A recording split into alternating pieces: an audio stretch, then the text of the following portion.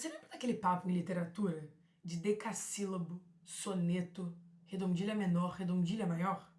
Nesse vídeo aqui eu vou falar um pouquinho sobre isso, mas de forma interessante e dinâmica.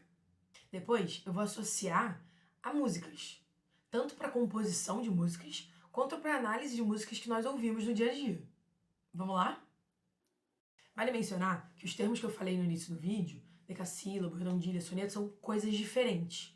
Há os tipos de verso e há os poemas de forma fixa. Eu vou colocar aqui os nomes na tela só para que isso fique registrado, mas esse não é muito meu foco no vídeo. Vamos passar então para o que importa, para a parte legal. Vamos falar um pouquinho sobre escansão. A escansão é a contagem de sílabas poéticas de um verso. Vale notar que sílabas poéticas se diferenciam de sílabas gramaticais. Sílabas gramaticais é como a gente está acostumado a separar as palavras. A contagem das sílabas poéticas apresentam algumas especificidades. Essas especificidades, elas estão muito relacionadas ao ritmo e à musicalidade de um verso, de um poema. Então, elas são contadas de forma diferente porque a forma como a gente fala as palavras é diferente da forma como a gente divide as sílabas gramaticais. E como a gente fala impacta diretamente nessa musicalidade, nesse ritmo. Então, um poema que usa de uma métrica certinha, ela vai tender a ter um ritmo, a ter uma musicalidade. A gente vai entender isso um pouco melhor. Vale mencionar também que o verso seria a unidade rítmica, a unidade sonora. Mas beleza, vamos entender um pouco quais são as regras da escansão, dessa contagem de sílabas poéticas. Primeiro, você só conta até a última sílaba tônica do verso. Em segundo lugar, há o fenômeno da elisão. Quando há duas vogais próximas, elas tendem a se juntar em uma só sílaba poética. E assim, eu vi muitos vídeos, eu li alguns textos sobre escansão para retomar um pouco as noções que eu tive em literatura na escola. E eu não, assim, eu ouvi diferentes informações. E aí o vídeo que pra mim sintetizou todas essas foi um que eu vou botar aqui na descrição pra vocês verem, se vocês quiserem. Me ajudou bastante. Mas o que eu posso falar pra vocês então? A elisão, ela ocorre principalmente quando há um som fraco presente, pelo menos. Então vai ter que haver ou um som fraco e um som forte, ou dois sons fracos. Para além disso, para a gente conseguir entender se a elisão ocorre ou não ocorre, a gente pode usar uma estratégia que é de falar o verso de forma natural e ver se vai juntar ou não. Vai ficar um pouco mais claro. Eu vou falar também sobre a questão das rimas. Eu acho que vale a pena falar antes da gente passar para os exemplos, que vão ser tanto um poema clássico quanto algumas músicas um pouco mais atuais, que particularmente é o meu interesse nesse estudo da escansão e da métrica, etc. Tá ótimo. Vocês estão vendo agora, então, o meu tablet. Eu escrevi aqui, como vocês estão vendo, os tipos de rima existentes. E eu acho muito interessante a gente olhar para isso, porque eu acho que é através dessas classificações, que também podem se apresentar como instrumentos, acho que a gente pode criar. Eu particularmente gosto de às vezes escrever música, eu acho divertido. E eu acho que tentando utilizar esses instrumentos, a gente consegue criar músicas mais complexas e mais diversificadas. Na medida em que você criar aquela música que é sempre A, B, B, isso vai ficar um pouco mais claro, mas sempre rimar, tipo assim, no verso seguinte, eu acho que isso pode não ser.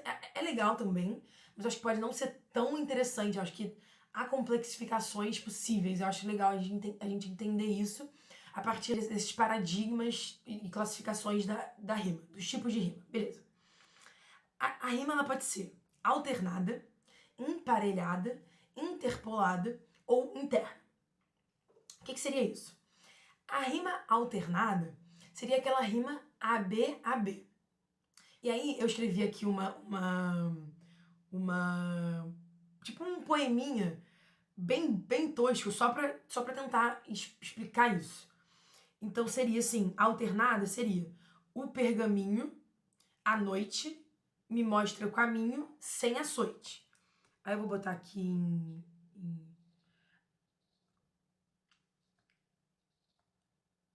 Entende como tá rimando, tipo, assim e assim? A emparelhada, por sua vez, seria: o pergaminho me mostra o caminho, a noite sem açoite. A interpolada seria: o pergaminho, a noite sem açoite, me mostra o caminho. A interna, por sua vez, está até escrito aqui que ela é mais sutil, que ela é um pouco mais avançada, seria, por exemplo, se o a noite e o sem açoite estivessem no mesmo verso. Então seria: a noite sem açoite, o pergaminho me mostra o caminho. Como se isso aqui, como se esses versos fossem juntados, vamos dizer. Mas isso é possível de diferentes formas. Perfeito. Vamos passar então agora para exemplos, para a gente concretizar um pouco essa teoria. Ó, olhando aqui na tela, vocês conseguem ver alguns poemas tradicionais. Então, olhando aqui para a cantiga: nas ondas da praia, nas ondas do mar. Quero ser feliz, quero me afogar.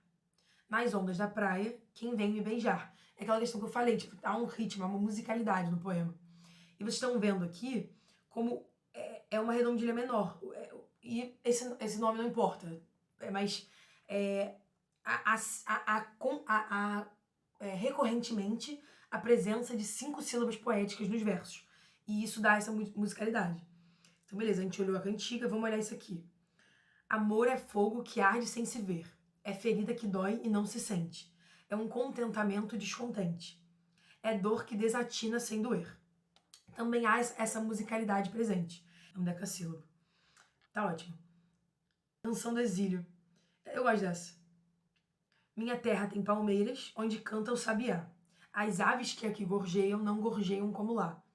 Há essa musicalidade.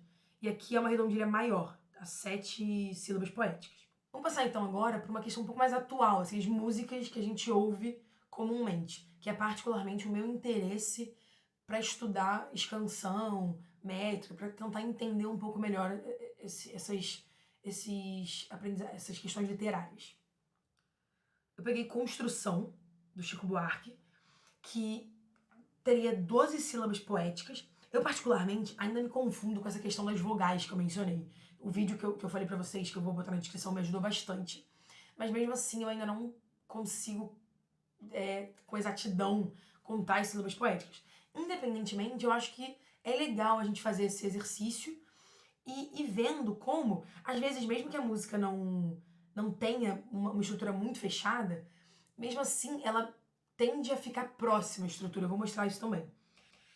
E o legal da construção, voltando à questão da construção, é que esse poema, essa música, teria sido escrita com uma forma muito rígida, se assemelhando a um prédio, a rigidez de um prédio. Bem interessante. Então, amou daquela vez como se fosse a última, beijou sua mulher como se fosse a última, e cada filho seu como se fosse o único, e atravessou a rua com seu passo tímido, subiu a construção como se fosse máquina. E aqui eu achei 11 às vezes, eu não sei se tá certo, enfim. A gente consegue perceber essa musicalidade. Ah, eu adoro essas músicas.